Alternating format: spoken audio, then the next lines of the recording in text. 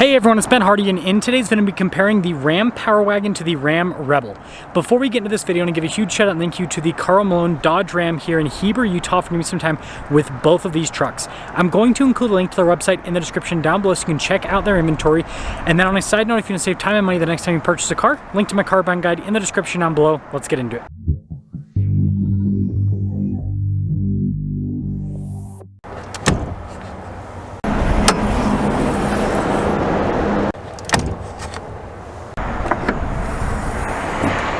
So powering the Rebel is a 6.7 liter inline 6 turbo diesel known as the Cummins. It puts out 370 horsepower and then 850 pound-feet of torque. It goes through a 6-speed automatic. You can also get a 6.4 Hemi V8 with the Rebel if you want. Now the Power Wagon can only be had with one powertrain, which is a 6.4 liter Hemi V8 putting out 410 horsepower and then 429 pound-feet of torque. Now, before we move forward with this review, I do want to mention if you're going to see more videos just like this, then I recommend you subscribe because I post content every single day. So starting with the front ends, you'll notice a lot of similarities between the trucks. They both have these cool hood scoops here with the venting, as you can see on both of them. Is it functional? No, but it looks cool. And then they both have the mustache grille. Now notice the pattern on the grille is a little bit different with both of the trucks.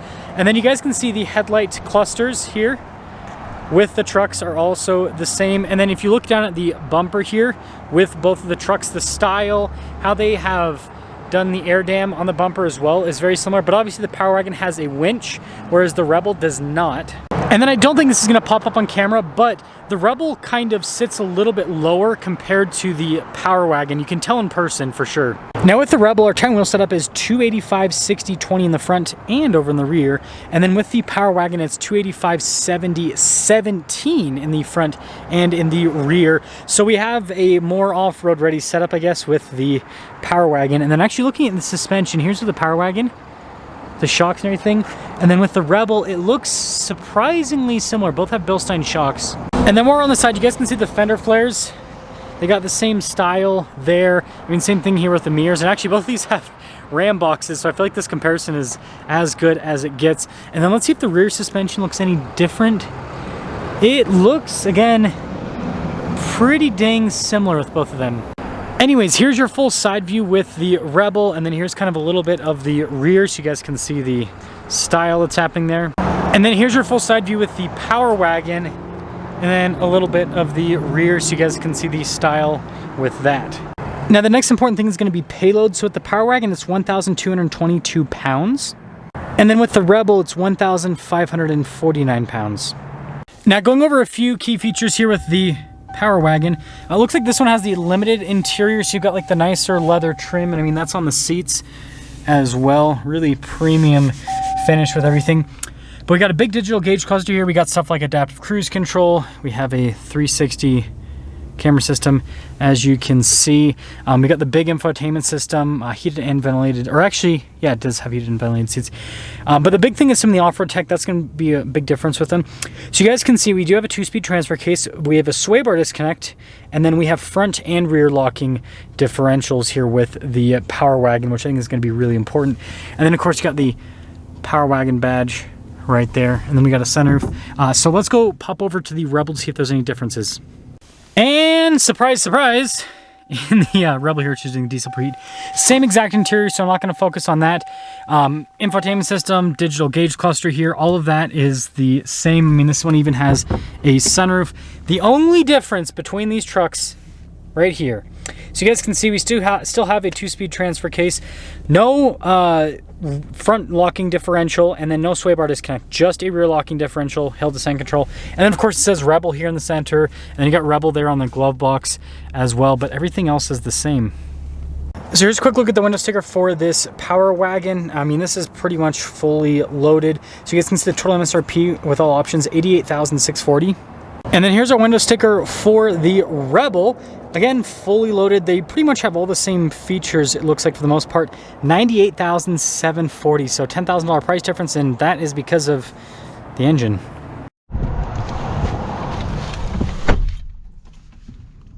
Well, let's talk about visibility before we set off. Here's visibility over the hood, both of the mirrors. Should have blind spot monitoring throughout the rest of the rear. And let us set off in the Rebel, do the Power Wagon second. Also, the Power Wagon Patriot Blue is pretty cool killer. But yeah, I just want to see if they do in fact drive any differently. Like, does it feel different going from Power Wagon to Rebel?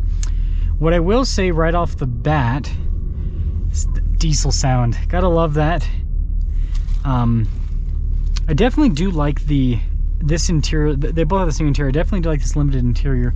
I do kind of lean, I've said this in other reviews, I do kind of lean more towards the Laramie interior because I feel like that kind of holds up a little bit better over time with the materials. They aren't as nice looking or feeling as this, you know, some of the leathers they use, even though this is not real leather anymore, it looks like.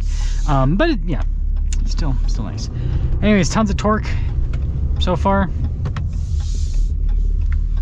Got a nice rumbly sound to it, and it's smooth. You know, for an HD truck,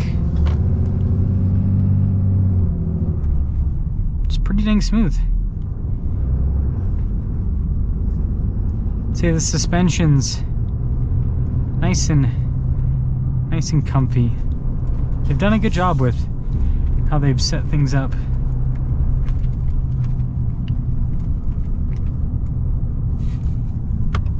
So yeah, ride quality I'd say is a positive with this. Yeah, I gotta love that torque.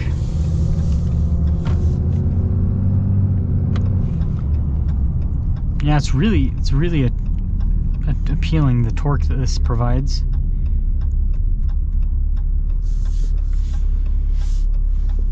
And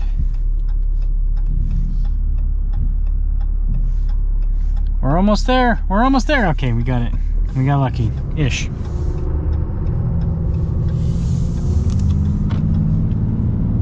Yeah, again, good torque, smooth. Yeah, it drives like a diesel Ram. So with that being said, let's hop in the Power Wagon and see if it feels any different. Okay, time to set off in the Power Wagon. That's how you have to say it. You can't say Power Wagon, you gotta say Power Wagon. Power Wagon. Anyways, first off, there's a big difference right off the bat. So you do feel like you sit a little bit higher in the truck. And that's not because the seat is raised higher or lower compared. It's just like the truck just, you can feel that it feels higher, or taller rather. And then the other thing is the truck, it does feel lighter with the 6.4 Hemi. It definitely feels lighter. So there is that. Steering's also a little bit different with that 6.4 Hemi. So some of the differences are just going to be 6.4 Hemi versus Cummins, right? In terms of the feel of some stuff. I'll turn on that heated seat. It's kind of getting a little bit chilly. The next thing is it feels squishier with the suspension. It doesn't feel so firm. Like the Rebel just feels like a regular 2500 Cummins. This feels like a different truck. Now that's a big part of the reason why the payload's so horrible on this for a 2500 is because of the suspension being squishier. But ride quality is really, it's better, definitely better. So smoother. Yeah, I like how this drives more right off the bat. I can just tell you that. That's just that's just what it is. Okay, that's it for the, I'm just kidding. Yeah, it's very comfortable. It's nice. And you know, I'm not missing the Cummins in terms of power, at least so far. That torque is nice that the Cummins has, but I mean this is no slouch. This V8 does pretty well.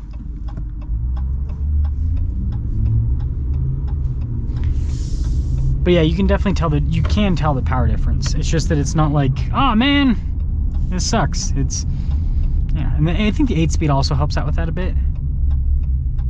I think that could play a part. Yeah, I love how smooth this is compared to the Rebel. I think it's a big improvement because of that. Okay, we'll get on it a little bit here.